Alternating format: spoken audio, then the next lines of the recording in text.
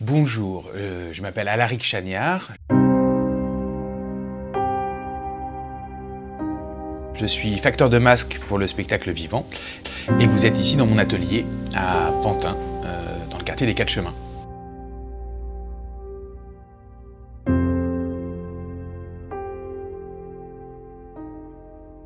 Ma rencontre avec le masque s'est effectuée dans les années 2000 à peu près.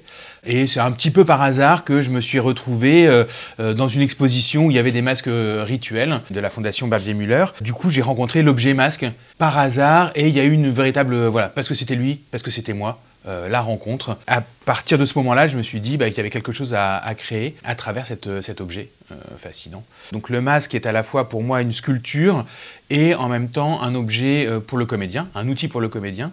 Donc c'est une sculpture qui a cette particularité de prendre vie sur la scène.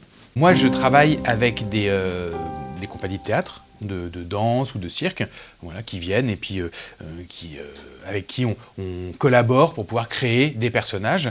Et les masques participent à la création de ces personnages-là. Donc c'est principalement le spectacle vivant, voilà, qui permet de faire apparaître le masque dans l'espace public et dans représentation.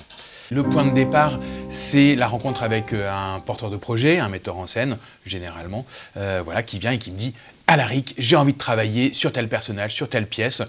Sur une pièce ou sur un spectacle où il n'y a pas de texte, enfin ça peut être vraiment des choses très variées, mais il y a quand même l'idée de faire advenir des personnages.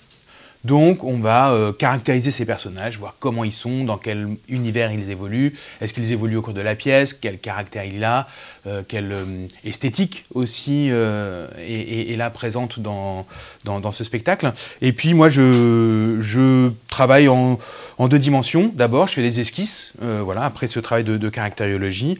Là, par exemple, un autre projet, c'est celui que j'ai mené avec Emmanuel Laborie autour de l'épopée d'Hermès en 2021. Et donc là, voilà, il y a les 2 comédiennes avec qui j'ai travaillé. Et donc l'idée, c'était de travailler sur... Alors, pour Zeus, on est allé sur un masque entier. Et puis pour Chronos et Hermès, il fallait trouver des masques partiels. Ça, c'est pour Hermès. Donc Hermès, c'est le personnage qui est curieux. Donc c'est l'œil, au contraire, qu'on a essayé d'agrandir sur un masque en forme de T. Voilà. Et ça, c'était le support, puisque les masques étaient toujours à vue dans le spectacle. Une fois qu'on a le point de départ, c'est-à-dire qu'on sait ce vers quoi on veut aboutir, l'idée, c'est de rencontrer les comédiens, puisque les masques sont adaptés à la morphologie du comédien. Donc il y a une étape de prise d'empreinte. Quand on voit mon univers, moi j'aime bien le rapport à la matière, et j'aime bien un rapport à la matière première.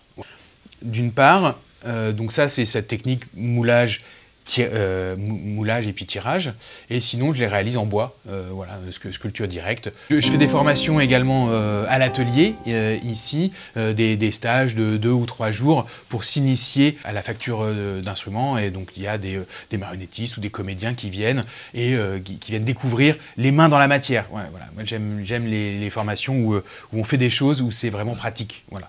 Et je trouve qu'il n'y a rien de mieux que de transmettre en faisant. Chacun a ses techniques différentes. C'est vrai qu'il y a ceux qui vont travailler le cuir, il y a ceux qui vont travailler le bois, il y a ceux qui vont travailler une technique de moulage et de tirage en poudre de liège, voilà.